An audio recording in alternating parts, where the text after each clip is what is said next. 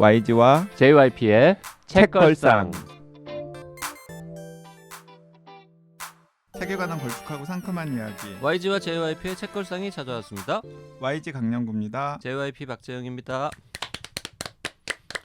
오늘 게스트 소설 쓰는 문지혁 작가 나오셨습니다. 어서 오십시오. 안녕하세요, 문지혁입니다. 반갑습니다. 네, 반갑습니다. 몇 번째 출연입니까? 저는 중급 한국어 때 한번 나왔던 것 같고요. 방송에는 지금 두 번째인 것 두 같습니다. 번째. 아 그래요? 네, 왜냐하면 우리가 중간에 토크 콘서트 때 만나서 자주 본 것 같은 거예요. 그 중간에 뭐 고잉홈도 내셨었고, 네. 그다음에 그 전에 냈던 SF가 다시 나왔었죠? 네, 그 전에 나왔던 뭐 피해 도시 이런 소설들이 다시 리커버돼서 나오기도 네. 하고. 그리고 또 소설집도 한 권 더 나왔잖아요. 그 소설집이 고잉홈. 고잉홈. 네. 아니 그러니까 저는 왜 아니요, 방송 아니요. 출연을 고잉홈 전에도 한 권 더 나왔잖아요. 네, 그 우리가 다리를 건널 때. 우리가 다리를 건널 때. 그거 다음에 중급 한국어가 나왔기 때문에. 아니 나는 그렇군요. 지금 책걸상 출연이 몇 번째냐고 책이 몇 권이냐가 아니라 그러니까 이 얘기를 하려고. 그러니까 이게 뭔가 책들을 계속 내셨는데 우리가 안 불렀다는 거죠. 우리한테 손해잖아요. 그 얘기를 굳이 하는 건. 네, 그래도 뭐 어쨌든 솔직하게. 근데 고잉홈은 소개했었어요. 그때 짧게 제가 YG 가, 유혹하는 네. YG로 했었던 것 같아요. 고잉홈도 저는 이제 그 YG가 유혹한 다음에 좀 본 것 같은데 잘 읽었습니다. 재밌었어요. 그러니까 대체로 고맙습니다. 그 문지혁 작가님을 제때제때 모시지 못한 건 제가 아니라 JYP 때문이에요. 아 연초부터 이러긴가요? 네. 아니 뭐 사실 맞는 말이잖아요. 그래서 저 고잉홈도 좋았는데 못 모시고 해가지고 그리고 저 토크 콘서트 오신 분들은 아시겠지만 작년 가을에 토크 콘서트 오셔가지고 30분짜리 또 기가 막힌 또 미니 강의를 하지 않았습니까? 반응 좋았거든요. 그것도 좀 감사드리고. 제가 들어본 글쓰기 관련 강의 중에 최고였던 것 같아요. 글쓰기 강의를 거의 안 들어보지 않았습니까? 그렇긴 해요.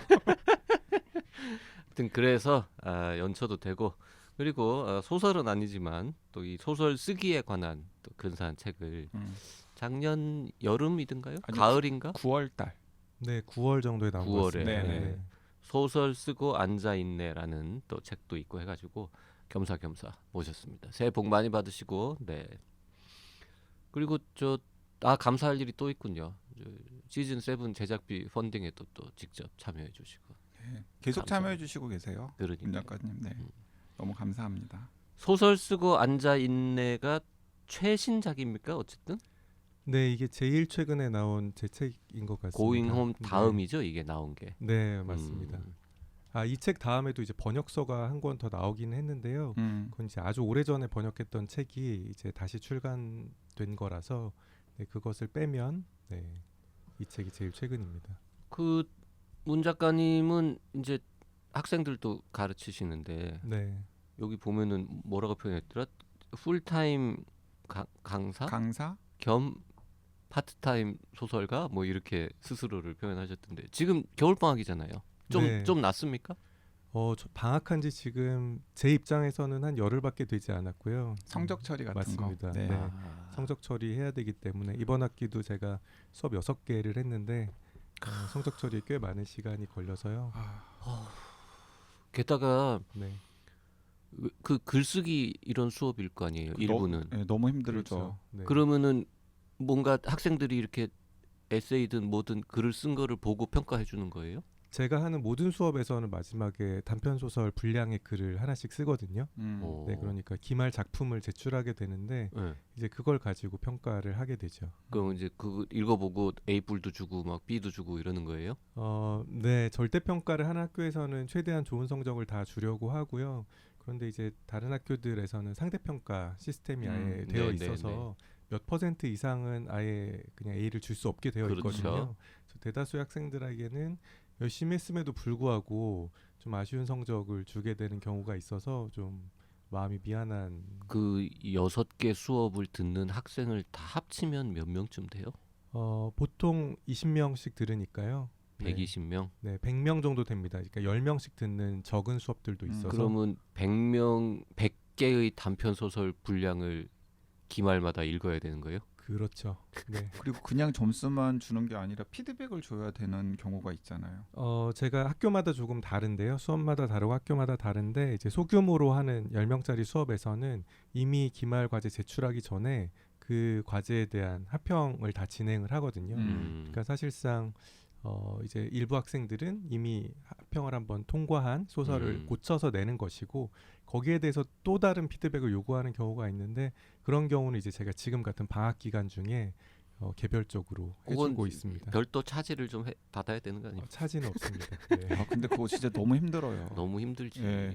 그리고 또 당연히 그쪽에서도 어필할 것 아니에요. 점수를 받고 나서. 네, 그런데 참 묘하게요. 그래서 제가 이 상대평가의 문제점에 대해서도 많이 얘기하고 또 이 성적이 여러분의 글쓰기 능력과는 사실 상관이 없고 수업에 대한 충실이나 성실도만 측정하는 거다. 정량적인 평가다. 이렇게 이야기는 하지만 이제 일종의 컴플레인 메일들이 오거든요. 네, 내가 나한테 왜 이 성적을 줬냐. 근데 묘하게 항상 그 구간에서 그 구간이 갈리는 부분이 있잖아요. 그렇죠. A에서 B가 되거나 B가 C가 되거나 그 구간에 있는 학생들이 이메일을 하는데 특히 이번 학기에는 재미있게도 A 플러스가 왜 아니냐. 그러니까 A 제로를 받은 학생들이 내가 왜 A 플러스가 아니냐라는 메일을 많이 보내서 약간 좀 당황스럽기도 했습니다.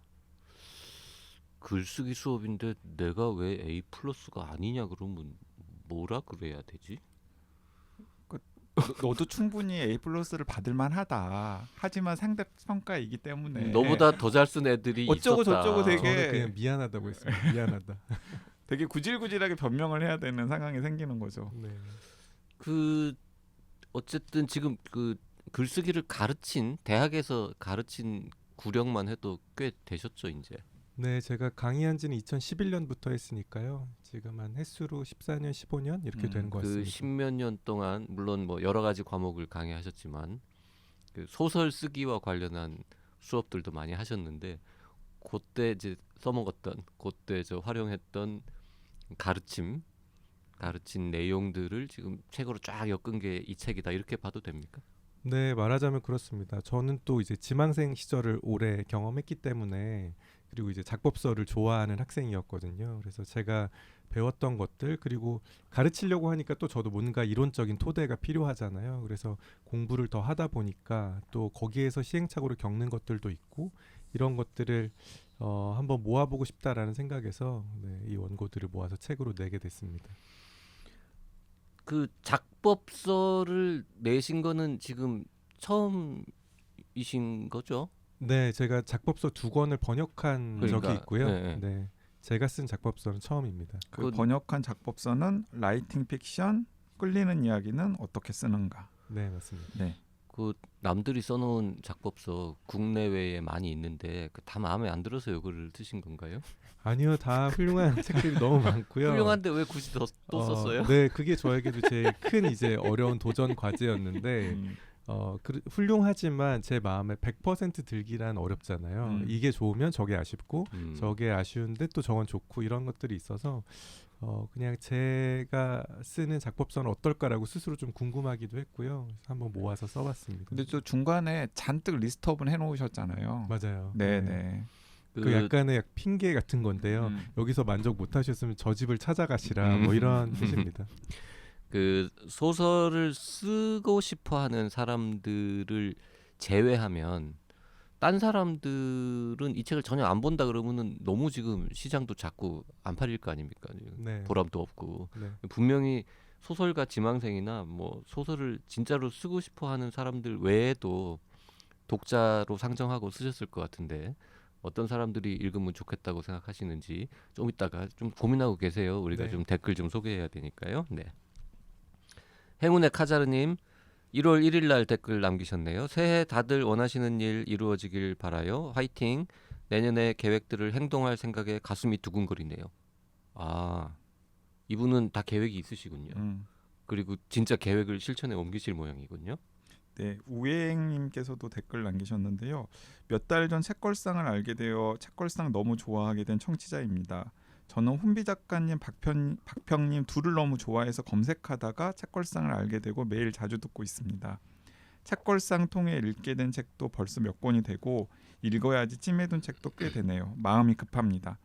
이젠 진행자분들 수다만 들어도 마음이 즐거운 상태인데요. 특히 JYP님의 유머 코드가 저랑 잘 맞아요. 팬 됐습니다. 펀딩 성공 축하드리고 앞으로도 좋은 책 소개 많이 해주세요.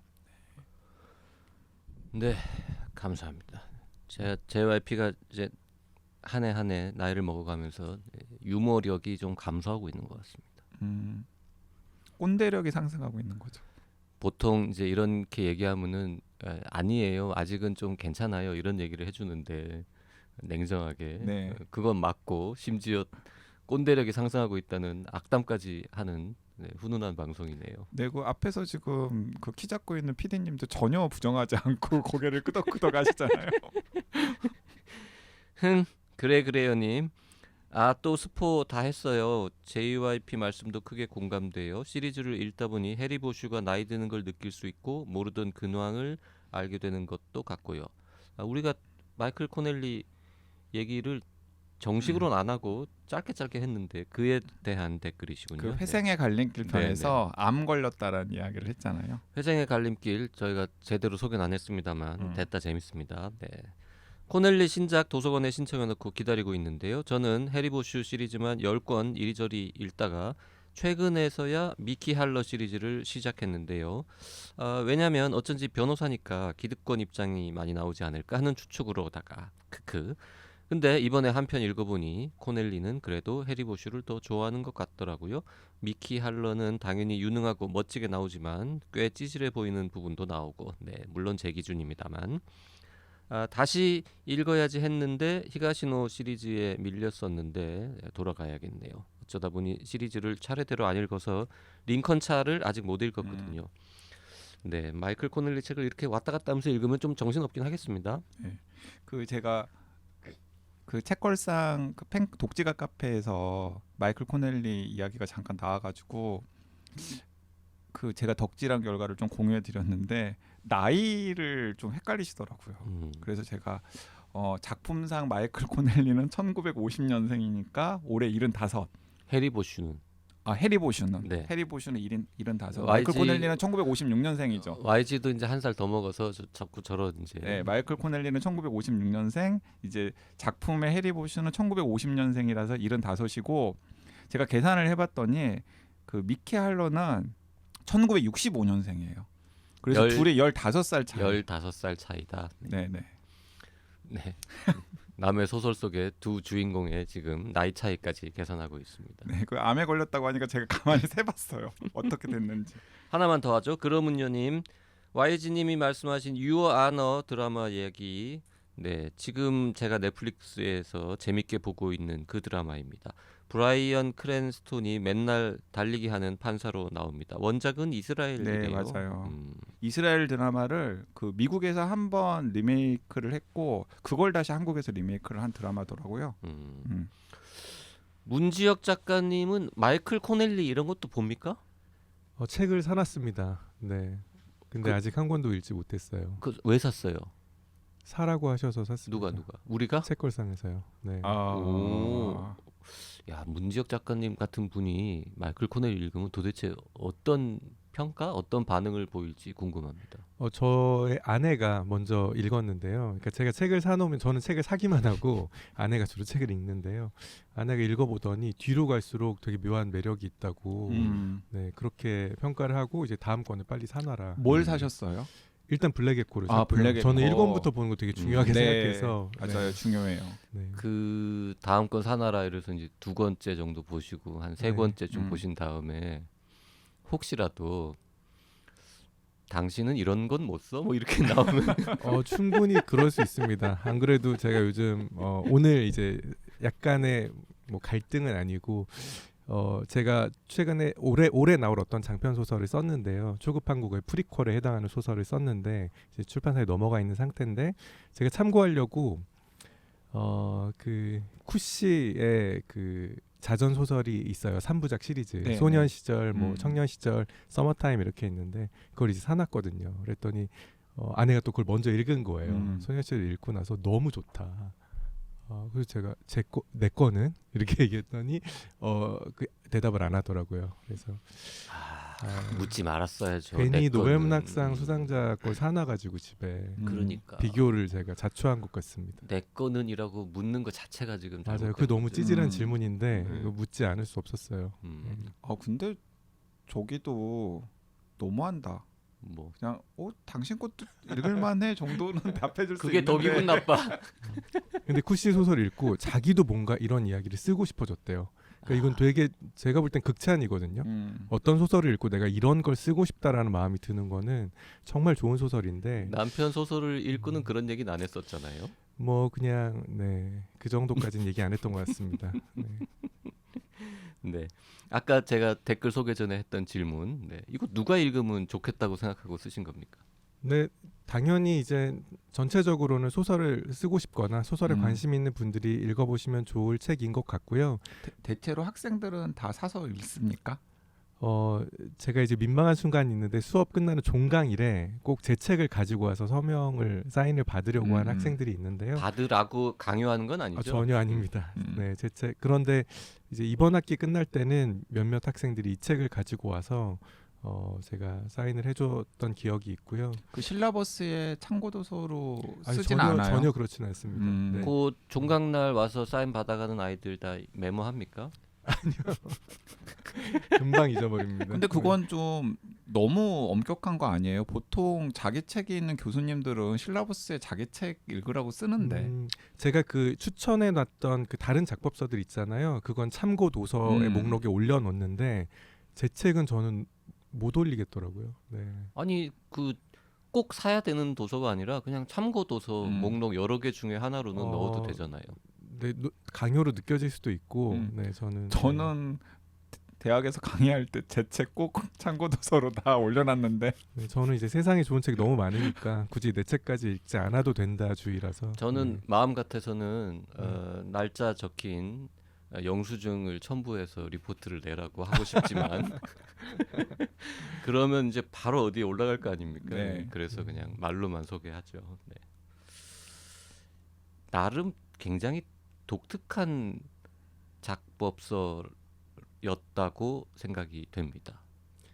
네, 아까 하신 질문과 좀 연결해서 말씀드리면 그래서 소설에 관심 있는 사람들은 2부가 어떻게 보면 제일 중요한 기술적인 측면인 것 같고요. 네. 그렇지만 소설 쓰기에 전혀 관심이 없어도 문학이나 소설가 혹은 작가라는 직업 자체에 관심이 있으시다면 혹은 저에게 관심이 있으시다면 1부와 3부 정도는 작법적인 기술 없이 읽으실 수 있는 부분이라서 이런 부분들은 어떤 글쓰기를 하시든 간에 한번 참고해 보실 만한 내용이라고 생각하고 썼습니다. 네, 그 1부랑 3부는 저는 좀 그것도 좀 겹쳐 보이더라고요. 작가란 무엇인가 에서 그 유명한 작가님들 인터뷰 네. 할 때 네. 이렇게 이야기들 하시잖아요. 맞아요. 나는 어디서 쓰고 네. 그리고 글감은 어디서 찾고 그리고 쓸 때 독특한 습관은 뭐고 이런 것들을 약간 문지역 버전으로 좀 종합해 놓은 것 같은 그런 느낌 들었어요. 네, 안 그래도 제가 수업 시간에 한 회차를 비워서 그 시간에 작가란 무엇인가를 읽고 오게 하거든요. 네, 말씀하신 그 책 파리 리뷰에서 수많은 작가들이 인터뷰했던 그 인터뷰집과 또 작가라는 사람이라는 인터뷰집이 또 있거든요. 네. 합치면 5권이에요. 그래서 이 5권 중에서 자기가 좋아하는 작가 거를 하나 읽고 와라. 그리고 과제는 누군가를 인터뷰해오는 이런 과제를 주는데 아마 그런 수업을 하다 보니까 저도 이제 그것과 연관된 부분을 쓰게 된 것 같기도 합니다. 네, 그래서 저는 1부랑 3부 같은 경우는 그냥 글을 쓰는 데에 대해서 꼭 욕구가 없더라도 소설 독자나 혹은 문학 작품을 좋아하는 독자라면 재미있게 읽을 수 있는 장이라는 생각이 들고, 그리고 2부는 내가 굳이 2부까지 읽어야 돼 싶은데 책 사놓은 게 아까워가지고 읽다 보면은 그냥 저는 뭐 소설을 쓰겠다라고 하는 욕구는 별로 없고 소설 독자로서는 상당히 유용했어요. 이건 또 이런 식으로 접근을 할 수도 있겠구나라는 생각이 들어서. 그 JYP도 좀 그러지 않았어요? 저는 소설을 쓰는 거에 대한 욕구가 남아 있는 사람이죠. 그래서 공부하는 마음으로. 그래 이렇게 써야 돼라고 하면서 2부까지 재밌게 읽었죠. 근데 독자한테 2부는 어떤 유용함이 있었어요? 쓸마음은 없는 사람한테는? 그 작품들이 막 생각이 나는 거죠. 그 2부에서 2부는 여러 가지 이제 테마들을 나눠 가지고 소설 작법에 대한 이야기를 하는 건데 그 중간에 문지역 작가님께서 작가나 작품을 예를 들기도 하잖아요. 근데 꼭 예를 들지 않더라도 내가 읽은 작품들은 아 이런 걸 염두에 두고 작가가 쓴 거구나. 그래서 소설을 읽는 격이 좀 높아진다고 할까? 비유하면 우리가 뭐 어떤 음식을 먹을 때 꼭 레시피를 알아야 되는 건 아니잖아요. 네. 1부와 3부가 뭐 그 레스토랑의 외관이나 아니면 뭐 인테리어나 뭐 이런 것들에 대해서 이야기한다면 2부는 이제 레시피를 이야기하는 거기 때문에 알아두시면 내가 꼭 음식을 만들지 않더라도 어떻게 이 맛이 나왔는지를 음미하시는데 조금 도움이 되지 않을까 싶습니다. 아주 좋네요. 좋네요. 지금 떠올린 거예요? 아니면은 과거에도 써먹었던 답변입니까? 살짝 그리고 안에 있어요. 그런 내용이. 네, 그런 얘기가 좀 들어있는 것 같아요. 네. 그 1부와 3부는 레스토랑의 외형이나 뭔가 분위기나 다른 주변에 관한 이야기라면 스토리에 관한 이야기라면 그 식당에 2부는 레시피다. 그렇네요. 네.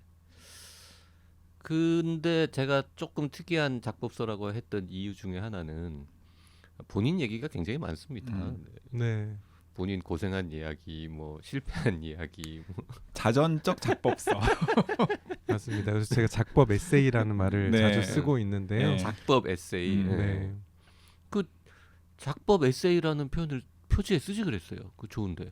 네, 여기서는 표지에는 쓰이지 않았는데 제가 제안했지만 이제 쓰이지 않았는데 그 편집자 선생님께서는 출판사나 편집자 선생님은 좀 약간 딱 그 타깃 독자들을 염두에 두고 문지역 작가의 창작 수업. 네, 조금 더 이제 실용서 느낌으로 다가가기를 원하셨던 것 같아요. 실용서 느낌으로 다가가서 더 잘 팔리는 책도 있고 에세이 느낌으로 다가가서 조금 더 잘 팔릴 것을 기대하는 책도 있고 그렇잖아요. 그 중간에 있는 책들이 좀 있으니까 요거는 실용서 느낌이 나는 쪽으로 포지셔닝이 되어 있습니다. 근데 실용서 치고는 굉장히 지금 말랑말랑한 에세이 풍의 글들도 맞습니다. 많이 섞여 있고요. 아니 그리고 제가 그 뭐 스티븐 킹의 유혹하는 글쓰기를 포함해서 그 참고 문헌으로 제시해 놓은 걸 보니까 읽은 게 몇 권 있더라고요. 네. 근데 저는 그 책을 읽다가 중간에 포기하는 경우가 거의 없는데 작법서는 중간에 포기하는 경우가 있었어요. 그러니까 제가 이 얘기를 하는 거 뭐냐면 그냥 에세이라고 생각하고 들어도 독자 입장에서는 전혀 허들이 없어요. 재밌어요.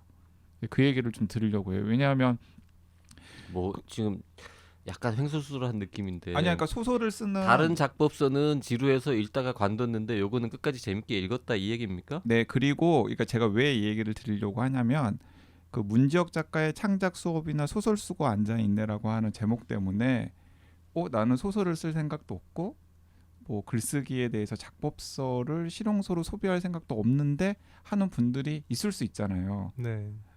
그런데 그런 분들이 그냥 에세이라고 생각하고 들어도 전혀 재미있게 읽을 수 있다라는 말씀을 좀 드리고 싶어가지고. 그렇습니다. 네. 실제로 중간에 3편인가 따로 이렇게 에세이라고 분리해가지고 네. 써놓은 글들도 있더라고요. 책 전체가 에세이스러운데 그거는 이미 과거에 썼던 글을 끼워 넣은 거죠.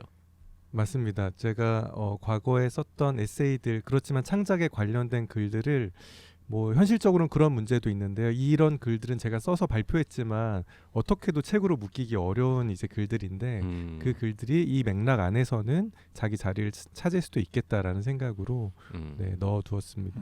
네, 뭐 써놓은 게 아까워서라는 얘기를 되게 우아하게 지금 이제 표현하셨는데 정확히 그렇습니다. 첫 번째 에세이가 라이팅 스페이스 타임. 비블리온 창작일기가 2번째고요. 네. 3번째 그 우동거리 밖에서 이거 특히 재밌었습니다. 좋은 비유라고 생각했어요. 우동거리 얘기 좀 해주시죠. 무슨 얘기인지.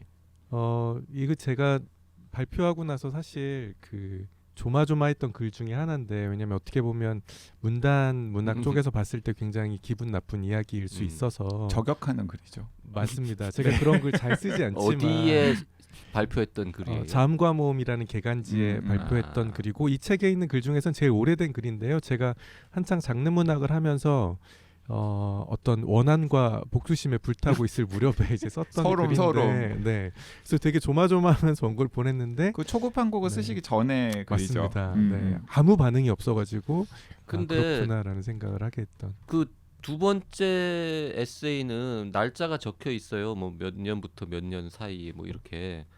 세 번째 우동거리 밖에서는 언제 썼는지 시점도 없고. 아니요, 있어요. 맨 근데 뒤에 맨 보시면 뒤에 발표 보면 발표 지면이라고 지면 해서 따로 적어. 따로. 네. 네네. 그러니까 요 때는 진짜 막 그 굉장히 아무도 안 알아주고 해가지고. 네, 데뷔하고 제가 10년 동안 이제 장르 소설 쓰면서 투명인간처럼 지내고 있었는데 그때 이제 우리나라 문단이라고 하는 곳 혹은 문학적 소설을 쓰는 그 장이라고 하는 곳이 제가 볼 때는 우동을 열심히 만드는 우동거리 같다. 그 안에서는 각자 자기가 가진 우동이 이래서 다르고 저래서 다르고라고 서로를 평가하기도 하고 지켜 세우기도 하고 하지만 이 거리 바깥에 있는 사람들이 볼 땐 그냥 다 우동밖에 없는 거리일 수도 있지 않을까라는 이야기를 이제 그런 비유를 가지고 해 보았고요. 놀랍도록 아무 반응이 없었던 글이기도 합니다. 그 자음과 모음 개간지를 아무도 안 보는 겁니까? 아니면은 뭐 모르겠습니다. 아마 보셨더라도 이제 굳이 얘가 이렇게 하는 말에 반응할 필요 없겠다라고 생각하셨을 수도 있고요. 그 뭐라 그러더라? 먹금? 그럴 수도 있습니다. 그런 거. 네. 우리가 반응해주면 얘한테 오히려 도와주는 네. 거야. 이러면서. 아니 그리고 그 한 가지 아쉬운 게 있었죠. 실명 비판을 안 하셨잖아요. 맞아요. 왜냐하면 그때 이제 저 말고도 많은 장르 작가들이 그 장르 특집이어가지고 네. 이런 날성글을 많이 실었는데 다 모아놓고 보니까 제가 제일 수위가 약한 거예요. 네. 제 거보다 이제 실명이나 더 좀 센 레토릭을 쓰셨던 분들 글이 주목을 받았죠. 문지혁 작가는 이렇게 실물을 만나보고 얘기 나눠보면 되게 센 저격글 이런 거 잘 못 쓸 것 같은 캐릭터. 실물뿐만 아니라 작품을 글도 봐도 그렇고. 그렇잖아요. 네, 잘 안 되는 것 같습니다. 그게 네. 하고는 싶은 마음은 늘 있죠. 마음은 있죠. 마음은 있습니다. 누구를 그렇게 저격하고 싶습니까? 이건 좀 다른 얘기인데요. 제가 뭐 격투기 같은 거 보는 것도 좋아하고 네. 총에 관심이 많거든요. 그래서 총을 막 보고 있어요. 총을 보고 있으면 오늘 아내 얘기 많이 하게 되는데 아내가 와가지고 왜 나 쏠려고? 뭐 이런 말 많이 하거든요. 그래서 이제 뭔가 제 안에 해소되지 않은 무엇들이 있는데 그게 이제 그런 방식으로 좀 비스듬하게 표출이 되는 것 같고요. 근데 글로는 잘 안 되는 것 같습니다. 그 격투기나 총을 소재로 한 작품을 한번 써보시면 어때요? 네, 그래서 총은 제 작품에 꽤 많이 네. 등장하고요. 격투기도 제가 언젠가는 꼭 써보려고 합니다. 그 네. 반칙왕이라는 옛날 영화가 네, 있었죠. 네, 되게 네. 소심한 네, 회사원이 격투기 하는 네, 왠지 그런 느낌 네. 네, 잘 어울리고 잘 풀어낼 것 같은. 그러니까 잘 안 풀리는 장르 소설 작가가 응. 금요일 밤마다 어디가? 격투기 선수가 되어가지고 누구를 좁혀? 저 오늘 뭔가 큰 걸 얻어간 것 같습니다. 네. 저는 막 UFC 보면서 막 울고 그러거든요. 진짜 이상하게 생각하실 수 있는데, 울어요? 네, 네. 뭔가 감동적이에요. 그러니까 반치광 같은 영화에서는 페이소스를 되게 강조하고 그 서사 흐름을 따라가다 보면 그런 눈물이 날 수 있잖아요. 근데 저는 그런 거는 좀 싫고 그냥 아주 객관적으로 육체와 육체가 네네네. 맞부딪히고 링 안에서 일어나는 일만 봤을 때 그때 뭔가 이렇게 카타르시스와 어떤 감동 같은 것들이 있는 것 같아요. 그 이기는 선수한테 감정이입이 되면 네. 울진 않을 것 같은데 지는 선수한테 감정이입을 합니까? 네, 뭔가 피 흘리는 선수에게 네. 이겨도 왜 깔끔하게 이기는 경우도 있고 되게 난타전하다 이기는 경우가 있잖아요. 약간 난타전과군요. 특히 두들겨 맞다가 네, 이겼을 때 그런 경기들을 정말 두들겨 맞고 피 철철 났는데 결국 이겨서 막 이렇게 그렇죠. 네. 울면서 기뻐하는 모습 이런 거 네. 감동하는군요. 그리고 방금 전까지 서로 죽이려고 했다가 딱 끝나는 순간에 서로 막 안아주고 악수하고 이러잖아요. 네. 그런 게 저한테는 너무 큰 감동인 것 같아요. 게임도 합니까? 요즘은 잘 안 합니다. 요즘은 거의 못 해요. 옛날에는 했어요. 옛날엔 열심히 했습니다. 옛날 학창 게임도 시절에는. 주로 누구 스트리트 파이터 계열의 이렇게 막 네, 좋아했습니다. 총 네. 막 수도 없이 쏘고 막 폭탄 터뜨리고 이런 거 해요? 생각해 보니까 그렇네요. 네. 정신 건강은 괜찮으신 거죠? 저 안의 폭력 성향을 그런 방식으로 좀 이번 통제하는 무서운 것 분이었어. 같아요. 네.